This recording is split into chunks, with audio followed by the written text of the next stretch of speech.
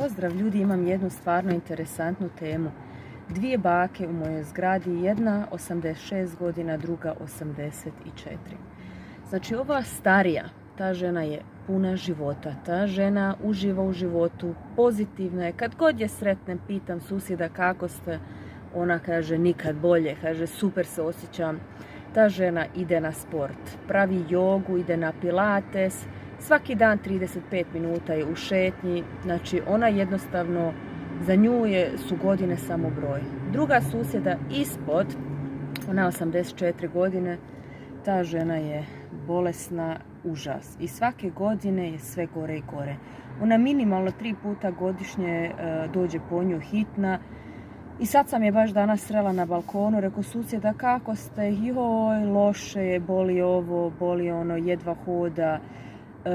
I samo se žali, svaki put je neka nova bolest i znači ništa pozitivno u tom životu. Ta žena ne izlazi iz kuće, niti joj ko dolazi, znači kompletno je negativna. I sad ljudi moji, jeste li vi svjesni? Kao prvo, godine su samo broj. Ali cijelo stanje od ove jedne i od druge, to su sve njihove misli koje su ih dovele do ovoga što danas jesu. Ako si ti non stop u nekakvom samosažaljenju, da ti je loše, da si jadan, da si sam, da si nikakav, takav će ti biti život. Znači, ne možeš očekivati da ti život bude pozitivan ako si 70% ili 90% negativan.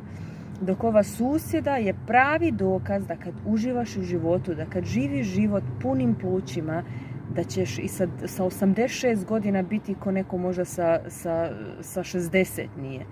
Znači, vaš mindset je ono što vi živite danas. Ako o sebi mislite loše, pa normalno da ne možete imati lijepi život i pozitivan život. Dosta od mene, idem na posao, uživajte mi, ćao.